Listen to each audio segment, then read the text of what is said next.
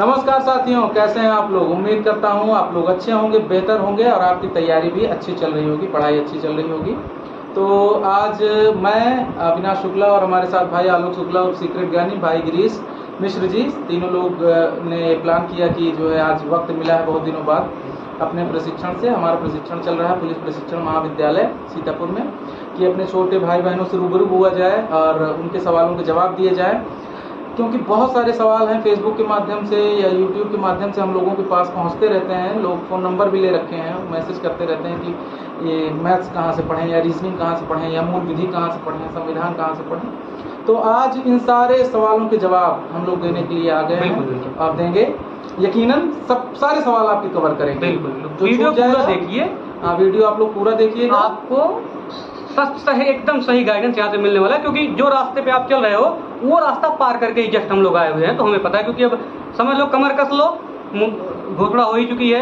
लगभग 2400 समथिंग पद हैं, 2400 प्लस पद हैं, 2459 शायद। और उम्मीद है कि अभी चूंकि काफी पद उप निरीक्षक के रिक्त हैं, तो सरकारें हो सकती हैं कि और भी सृजन करें। हमारे भर्ती में लगभग 400-500 लोग रिक्त हो गए, कुछ बच्चे रिजाइन करके जा रहे हैं। जब हमारी वैकेंसी आने वाली थी तो ये भी लगभग 5000 समथिंग थी, उसके बाद अचानक से ये हुआ कि 9500 पद आने वाले। बिल्कुल 4-5 हजार हम लोग सोच रहे थे, 9000 आ गया। तो उम्मीद है कि अगर 4-5 हजार उप निरीक्षक के पद आ जाते हैं और सब इंस्पेक्टर बनने का आपको दोबारा मौका मिलेगा। सब इंस्पेक्टर का एग्जाम मतलब कहा यह जाता है यूपी में कि आप सिर्फ एक बार दे सकते हो, दूसरी बार जब वैकेंसी आएगी तब तक आप ओवर एज हो जाते हो। लेकिन इस बार आपके हाथ में गोल्डन चांस है, दोबारा उप निरीक्षक की भर्ती जल्द से जल्द आने वाली है, क्योंकि अब मुख्यमंत्री जी ने इस बात की घोषणा कर ही दी है। और सब इंस्पेक्टर ही पर्सनली मैं नहीं लूंगा, सिपाही की जो भर्ती आने वाली है लगभग 54,000 प्लस भर्ती है। ये दोनों भर्तियां आपके लिए मैं कहता हूं कि एक गोल्डन चांस है। और ये आप ये ना मान के चलिए कि 2400 भर्ती आ रही है या 5000 आ रही है, 54,000 आ रही है। उस 54,000 में उस 2400 में एक पद आपके लिए आ रहा है, ये मान के आप अभी से तैयारी शुरू कर दीजिए। तैयारी कैसे करना है, क्या करना है, सिलेबस क्या है, सारी चीजें आज तीनों लोग आपको मिल के बताएंगे। भाई एक आदमी हर विषय में स्पेशल नहीं हो सकता, लेकिन हम तीनों ने वो एग्जाम पास करा है। किसी की कोई चीज मजबूत है, किसी का कोई पॉइंट मजबूत है, तो उसलिए हम लोगों ने आज मतलब मेरे पास तो कमेंट बॉक्स में कई दिनों से कमेंट पड़े हुए थे कि आप अपनी स्ट्रेटजी बताइए सर, नई भर्ती आ रही है, स्ट्रेटजी बताइए। तो मैंने कहा ठीक है बताते हैं, लेकिन प्रशिक्षण कर रहे हैं हम लोग, ट्रेनिंग कर रहे हैं, तो ट्रेनिंग का हाल आप लोग जान ही रहे होंगे। तो मौका बहुत ही मुश्किल से मिलता है, बट आज थोड़ा सा अवकाश का दिन था, हमने सोचा समय निकालते हैं। क्योंकि जो भी हमारे भाई बहन तैयारी कर रहे हैं उनका अगर जरा सा भी भला हो जाए, क्योंकि हमने भी बहुत सारे चैनल को फॉलो करा है, बहुत लोगों के वीडियो देखे हैं, उनसे मोटिवेट हुए, उनसे गाइडेंस करिए और आज यहाँ पे हैं।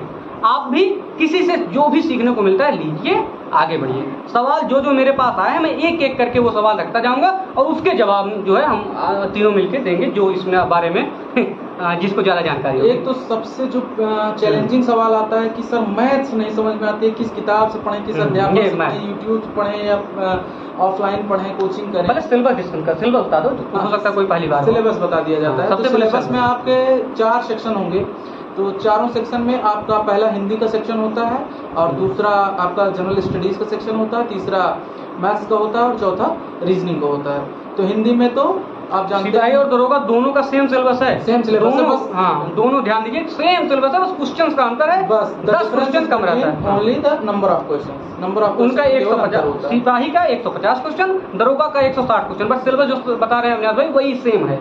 तो हिंदी होता है, और हिंदी में आपका ये जान लीजिए तद्भव तत्सम आना है, और ये अलंकार आना है, समास आना है, या ये सब चीजें अगर आप हिंदी भाषी क्षेत्र में। सिपाही और दरोगा के पेपर में यही अंतर है, सिपाही शायद माइनस मार्किंग है, हाँ वाले माइनस मार्किंग। हाँ ये देखिए हम मिस कर रहे हैं, ये जो है आप इस चीज को विशेष ध्यान रखिएगा। सिपाही वाले माइनस मार्किंग है, दरोगा वाले माइनस मार्किंग नहीं।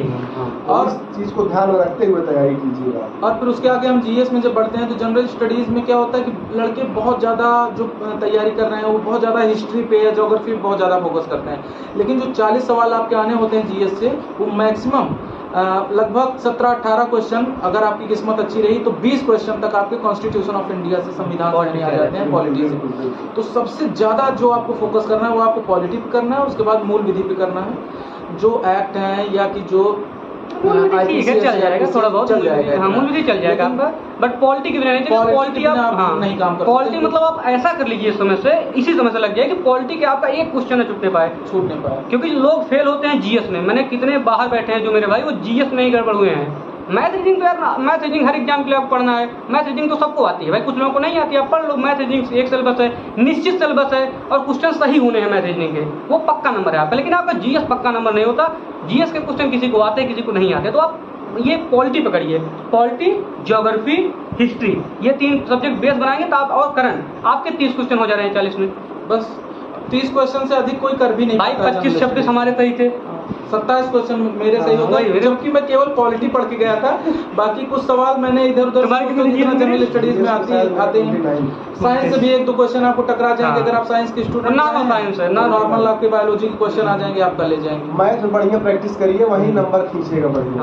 आउट ऑफ 40 40 में 38-39 आपको मैथ करना है। मैथ्स में मेरे मैथ्स में 40 में 40 सवाल सही थे। और ये कुछ लोग जानते भी हैं शायद।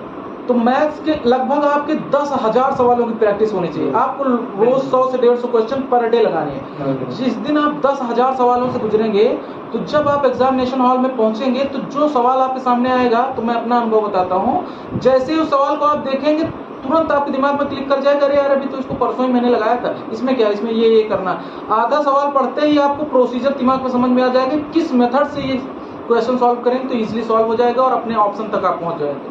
कैलकुलेशन की प्रैक्टिस ज्यादा करिए, ट्रिक पे ध्यान दीजिए, लेकिन पहले कैलकुलेशन को मजबूत करिए, उसके बाद ट्रिक पे आइए। कैलकुलेशन मजबूत करिए, कॉन्सेप्ट अपना बनाइए। कॉन्सेप्ट मैं ट्रिक का बहुत ज्यादा मतलब समर्थक नहीं हूँ, क्योंकि ट्रिक जो है कहीं ना कहीं आप वो मौके पे धोखा दे जाता है। क्योंकि हर सवाल के लिए अगर आप अलग अलग ट्रिक, अलग अलग फार्मूला लेके जाएंगे, तो जैसे ही क्वेश्चन को थोड़ा सा ट्विस्ट कर दिया, उसकी भाषा बदल दिया, आप तुरंत वहीं फेल कर जाएंगे, क्वेश्चन आप स्किप करना पड़ जाएगा। फिर भाई मैं कह रहा हूँ, देखो ट्रिक आप क्यों यूज करते हैं? टाइम बचाने के लिए।